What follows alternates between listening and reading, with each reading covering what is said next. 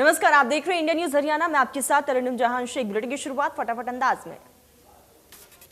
प्रधानमंत्री नरेंद्र मोदी आज 5 देशों के समूह ब्रिक्स के 13वें शिखर सम्मेलन की अध्यक्षता करेंगे। डिजिटल तरीके से आयोजित होने वाली इस बैठक में अफगानिस्तान के ताजा हालातों पर चर्चा हो सकती है।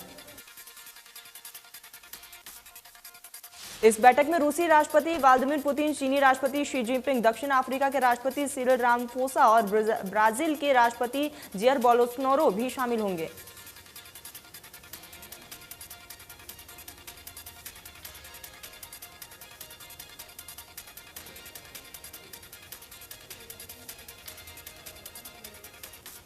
अफगानिस्तान में तालिबान ने अपनी नई सरकार का ऐलान कर दिया है। तालिबान के संस्थापक आतंकी मुल्ला उमर का बेटा मुल्ला याकूब को अफगानिस्तान का नया रक्षा मंत्री बनाया गया।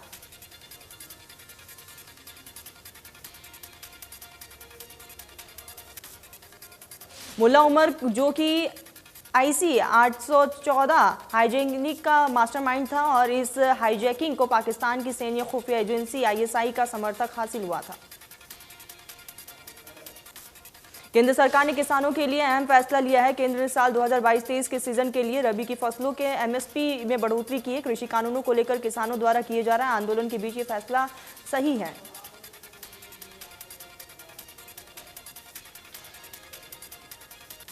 केंद्र सरकार ने गेहूं के लिए MSP में 40 रुपए की बढ़ोतरी की है, जो अब 2015 रुपए तक पहुंच गई। सरकार के मुताबिक सरसों 400 प्रति क्विंटल की बढ़ोतरी के MSP में पिछले साल की तुलना में उच्चतम वृद्धि की गई है। अब सरसों 5050 रुपए पर पहुंची। बता दें कि सरकार की ओर से ये फैसला तब लिया गया है जब कृषि कानूनों के मसले पर किसानों का आंदोलन लगातार जारी है। किसान पिछले करीब 10 महीने से पहले ही दिल्ली की अलग अलग सीमाओं को घेरे हुए हैं। कृषि मंत्री नरेंद्र सिंह तोमर ने कहा है कि सरकार किसानों के हित में लगातार कदम उठा रही है। कुछ लोगों में भ्रम फैल रहे हैं कि MSP खत्म हो जाएगी, लेकिन MSP हमेशा रहेगी। केंद्र ने टेक्सटाइल इंडस्ट्रीज के लिए PLI स्कीम को मंजूरी दी है। 10 अलग अलग उत्पादकों के लिए अगले 5 साल तक 10,683 करोड़ रुपए से अधिक का पैकेज दिया जाएगा। केंद्रीय मंत्री पीयूष गोयल ने कहा है कि टेक्सटाइल के क्षेत्र के लिए इस फैसले से हजारों लोगों को सीधे रोजगार मिल पाएगा। पैकेज को 2 भागों में रखा गया है, जिसमें 100 करोड़ रुपए तक का प्रोडक्शन और 300 करोड़ रुपए तक का प्रोडक्शन पर ध्यान दिया गया है।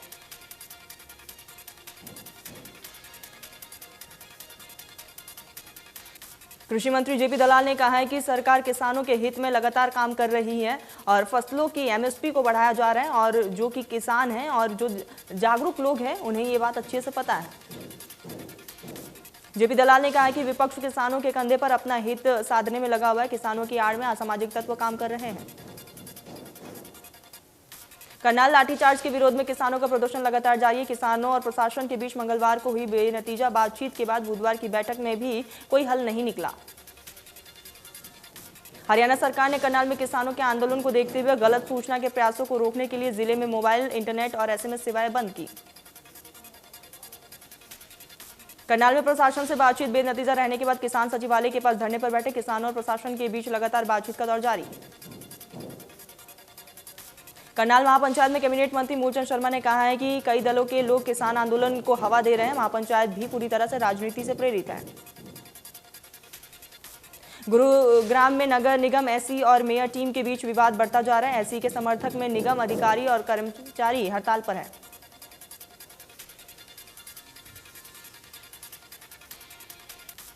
गृह मंत्री अनिल विज ने कल रमेश शर्मा को सस्पेंड किया था। निलंबन के विरोध में इंजीनियर और कर्मचारी हड़ताल पर। मेयर मजू आजाद और पार्षदों ने बदसलूकी के आरोप लगाए थे। ऐसी रमेश शर्मा पर काम न करने के भी आरोप लगाए गए थे।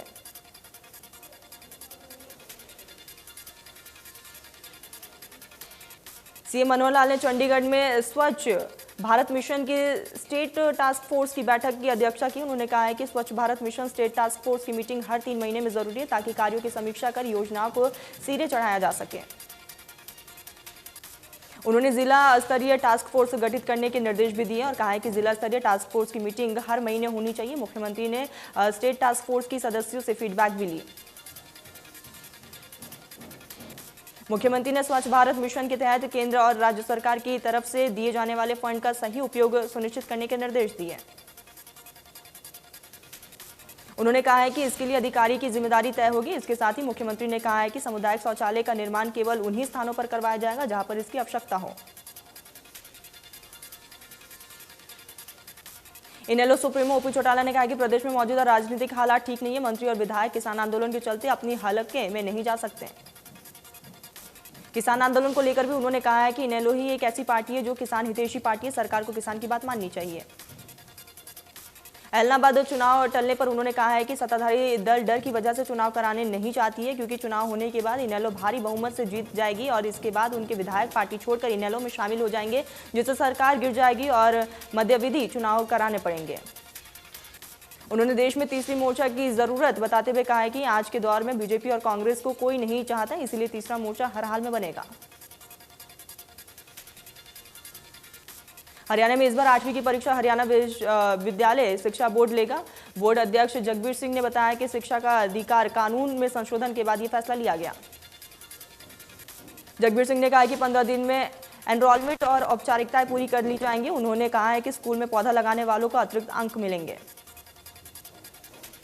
रोहतक पहुंचे बीजेपी सांसद नायब सिंह सैनी ने किसानों की 11 मांगों पर ही कृषि कानून लागू करने की बात कही। उन्होंने कहा कि किसान 1980 से प्रयास कर रहे हैं कि उनकी आय में इजाफा हो, इसलिए बीजेपी ये कानून लेकर आई। कृषि कानून में एक भी शब्द जो किसानों के खिलाफ हो तो हम उसे हटा लेंगे। कांग्रेस भी चाहती थी कि कृषि कानून लागू हो, लेकिन उनका कानून में किसानों का हित नहीं बल्कि अहित था, जबकि बीजेपी किसानों के फायदा पहुंचाना चाहती है। देश के शहीद जवानों, सुरक्षा बलों के बच्चों, कोविड जैसे आपदा के शिकार लोगों के बच्चों और कमजोर तबके के जरूरतमंद बच्चों को आज की शिक्षा से जोड़ने के लिए आईटीबी फाउंडेशन ने रोटरी लिटरेसी मिशन जस्टिस तनखा मेमोरियल के साथ मिलकर एक बड़ा अभियान शुरू किया। इस अभियान का नाम है first in class. First in class तकनीक के जरिए बच्चों को आधुनिक शिक्षा से जोड़ने का क्रांतिकारी हथियार है। इस अभियान के तहत बच्चों को ऑनलाइन एजुकेशन से जोड़ा जाएगा। बच्चों को 1 लाख टैबलेट बांटे जाएंगे जो लर्निंगकेशन ऐप से लैस होंगे। इस तरीके से बच्चों को आधुनिक शिक्षा आसान और वैज्ञानिक और सहज तरीके से दी जाएगी। हरियाणा रोडवेज की तरह प्राइवेट बसों में भी छात्राओं को फ्री पास और सीनियर सिटीजन को पूरी सुविधाएं मिलेंगी। सीनियर सिटीजन और छात्राओं को हरियाणा रोडवेज में फ्री यात्रा करने की छूट दी गई थी। केतल के रेस्ट हाउस में जेजेपी के प्रदेश अध्यक्ष रणधीर सिंह पहुंचे। उन्होंने कहा है कि जेजेपी हर जिले में जाकर कार्यकर्ताओं की मीटिंग कर रहा है ताकि पार्टी के कार्यकर्ताओं को आ रही दिक्कतों को दूर किया जा सके। पंचकुला में क्राइम ब्रांच की टीम ने सेक्टर 5 में रेड किए। इस दौरान फर्जी कॉल सेंटर का भंडाफोड़ किया गया, जिसमें विदेशी लोगों से संपर्क कर सर्विस देने के नाम पर ठगी की जा रही थी। क्राइम ब्रांच ने रेड कर कॉल सेंटर से कंप्यूटर, लैपटॉप, डीवीआर और रिकॉर्ड को कब्जे में लिया और आरोपियों को हिरासत में लिया।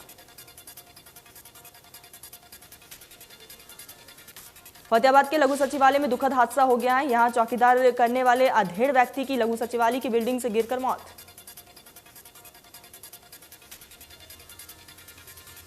मृतक मुथन कला का रहने वाला था और कुछ सालों से यहां आउटसोर्सिंग के तहत चौकीदारी का काम कर रहा था। रात को चौकीदारी के बाद भी वो यहीं पर रहता था और शराब पीने का आदी था।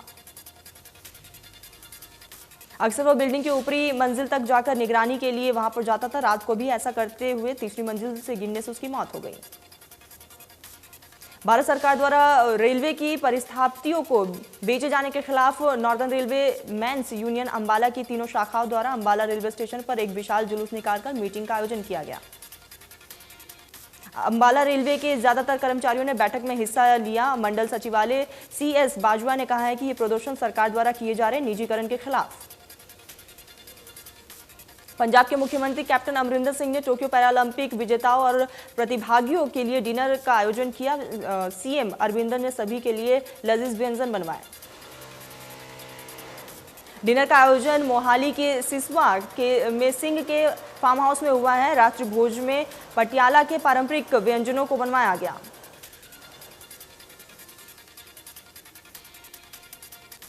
देश में कोरोना वायरस की रफ्तार हर दिन बढ़ती जा रही है। रोजाना रिकॉर्ड मामले सामने आ रहे। कोरोना की स्थिति पर शाम 4 बजे स्वास्थ्य मंत्रालय प्रेस कॉन्फ्रेंस करेंगे।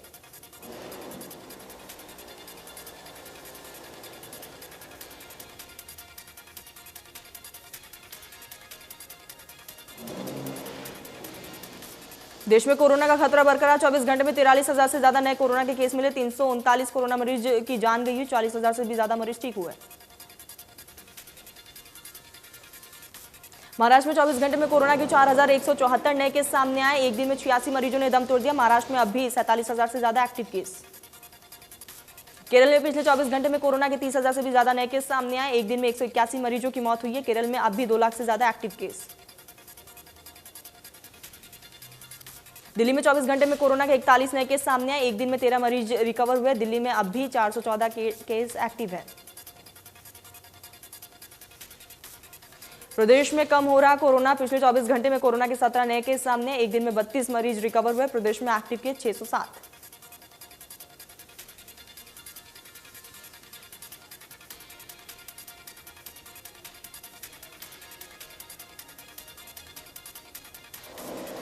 पंचकुला के सेक्टर 5 में उस समय सटीक साबित हुई जब विदेश में बैठे लोगों से ठगी करने वाले हैकरों ने छापेमारी करने वाले आई क्राइम ब्रांच टीम को देखते हुए पुलिस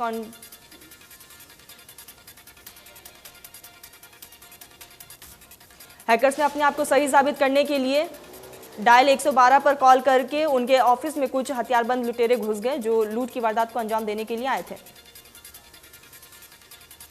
डायल 112 की टीम के साथ सेक्टर 5 पुलिस थाना की टीम पहुंची तो सामने आया कि क्राइम ब्रांच की टीम रेड कर रही है।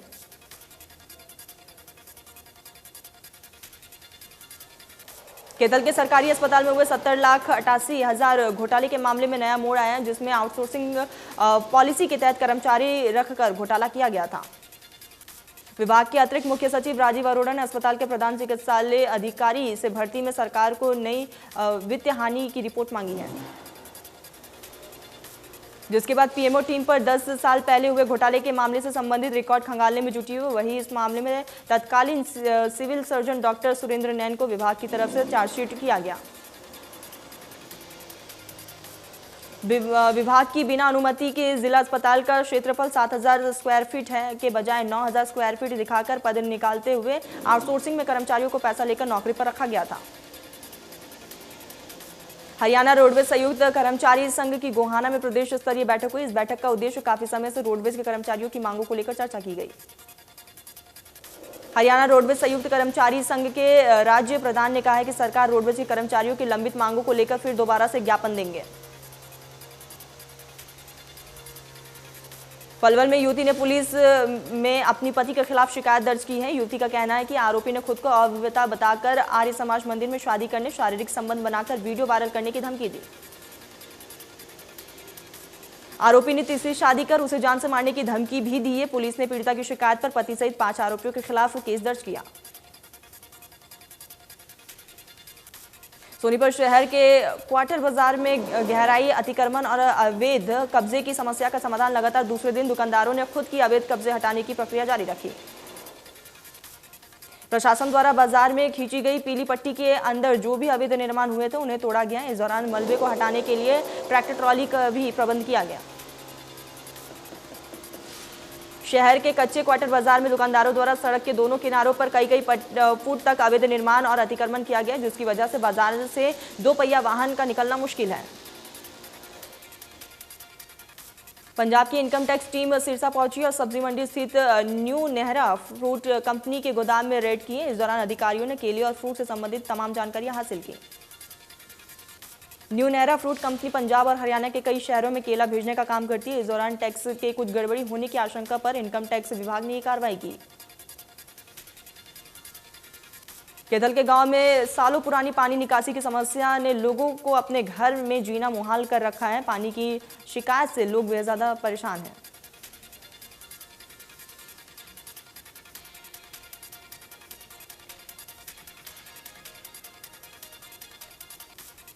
विभाग की ओर से गांव में पानी को खेतों तक पहुंचाने के लिए पाइपलाइन लगाई गई है, लेकिन उसके बावजूद भी गांव की इस समस्या का समाधान नहीं हो सका है। ग्रामीणों ने बताया कि आबादी बढ़ाने के बाद से यही समस्या गंभीर होती जा रही है, जिसके समाधान के लिए संबंधित विभागों के अधिकारियों से कई बार गुहार लगाई जा चुकी है, लेकिन अभी तक कोई कार्रवाई नहीं हुई।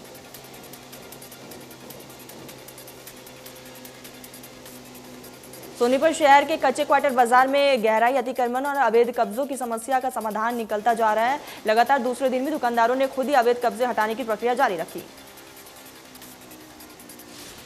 प्रशासन द्वारा बाजार में खींची गई पीली पट्टी के अंदर जो भी अवैध निर्माण हुए थे उन्हें तोड़ा गया है। इस दौरान मलबे को हटाने के लिए ट्रैक्टर ट्रॉली के भी प्रबंध किए गए।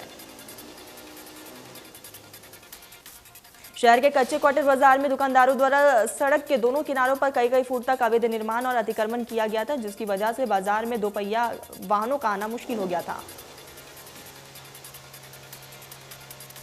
केएमपी पर एक ट्रक संतुलन बिगड़ने से नीचे गिर गया, जिसके चलते हादसे में एक व्यक्ति घायल हो गया। मृतक चालक की पहचान सुखप्रीत पुत्र बलविंदर गांव मुक्तसर पंजाब के रूप में हुई है। सूचना मिलते ही पुलिस मौके पर पहुंची और शव को पोस्टमार्टम के लिए भेजा। हिसार में लगातार एक के बाद एक धोखाधड़ी के मामले सामने आए। ताजा मामला हिसार की महावीर कॉलोनी का है, जहां सुनीता रानी से तांत्रिक ने 3,05,000 रुपए की ठगी की घटना को अंजाम दिया। पीड़िता ने सिटी थाना पुलिस को शिकायत दी। शिकायतकर्ता के अनुसार उसके पति और प्राइवेट टेलर का काम करते हैं और उसके 2 बच्चे हैं। उसके पति ने सरकारी बैंक में लोन अप्लाई किया था, लेकिन लोन ना मिलने की वजह से उसने ये कदम उठाया। 7-8 महीने पहले उसने तांत्रिक का एक इश्तेहार देखा था, जिसमें लिखा था कि अपने घर की कोई भी परेशानी 12 घंटे में निजात पा सकेंगे। गुरुग्राम पहुंचे गृह मंत्री अनिल विज ने मेयर के बदसलूकी मामले में एससी को सस्पेंड किया है। SCG SE Rakesh Sharma suspend. Charkhi Dadri में हिसार विधायक कमल गुप्ता का भारी विरोध हुआ है। किसानों ने सड़कों पर जमकर प्रदर्शन किया। किसानों द्वारा विरोध को लेकर उनसे पूछने पर उन्होंने बताया कि किसी दूसरे का रास्ता रोकना गलत है। लोकतंत्र में सबको अपनी बात रखने का अधिकार। केतल में नीम साहब गुरुद्वारा में भीड़े 2 पक्षों में भिड़ंत हो गई। दोनों पक्षों के बीच जमकर फायरिंग हुई। वही फायरिंग में 6 लोग गंभीर रूप से घायल। सरपंच प्रतिनिधि पर फायरिंग करने का आरोप लगा। अवैध कब्जे को लेकर पंचायत हो रही थी और पंचायत के बीच ही आरोपियों ने फायरिंग की। फरीदाबाद की पर्वतीय कॉलोनी के 22 फुट रोड पर रहने वाले लोगों ने सरकार और स्थानीय पार्षद के खिलाफ जमकर नारेबाजी की। लोगों का कहना है कि पर्वतीय कॉलोनी की सड़कों को सरकार ने बनवा दिया है, लेकिन उनके रोड का आज भी वही हाल है। लोगों ने सरकार से मांग की है कि जिस तरह से पिछले दिनों कई गलियों और सड़कों को बनवाया गया था, उसी तरीके से इस सड़क को भी बनवाया जाए।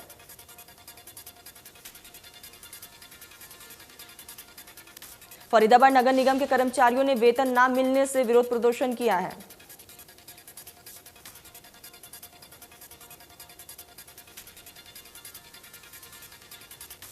कर्मचारियों का आरोप है कि पिछले 2 महीने से उनका वेतन नहीं मिला, जिसके चलते उन्हें काफी ज्यादा परेशानियों का सामना करना पड़ रहा है। इसके अलावा बाकी मांगों को लेकर भी उन्होंने प्रदर्शन किया। सोनीपत में जल घर में हटाए गए कर्मचारियों ने विरोध प्रदर्शन किया।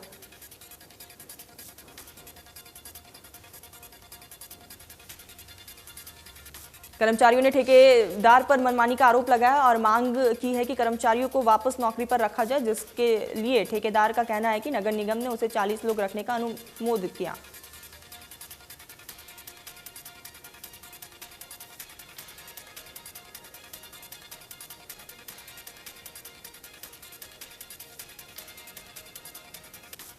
फतेहाबाद के गांव भिराना में सीएम फ्लाइंग ने छापेमार कार्रवाई की और घर से शराब निकालने के चलते भट्टी सहित एक आरोपी को गिरफ्तार किया। घर में शराब की भट्टी को अंडरग्राउंड फिट किया गया था। सीएम फ्लाइंग टीम ने मौके से 60 लीटर शराब बरामद की।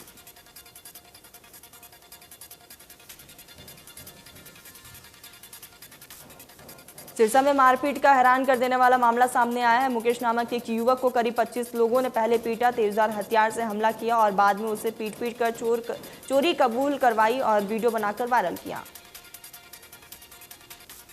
घायलों के परिजनों ने नागरिक अस्पताल में प्रदर्शन किया। पीड़ित के भाई ने हमलावरों के खिलाफ सख्त कार्रवाई की मांग की। पुलिस प्रशासन पर भी गंभीर आरोप लगाए। फरीदाबाद में युवक का अर्धजला शव मिलने से हड़कंप मच गया। दिल्ली पुलिस ने भाटी माइंस अरावली पहाड़ी से युवक का शव बरामद किया।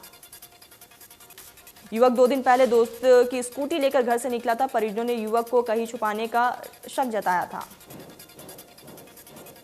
जज्जर में पुलिस से कार छीनकर भाग रहे 2 बदमाशों को दबोच लिया गया, जबकि महिला सहित उनके 4 साथी अंधेरे का फायदा उठाकर मौके से फरार हुए। पुलिस ने घटना में शामिल सभी आरोपियों के किसी बड़े गैंग वार में शामिल होने की आशंका जताई।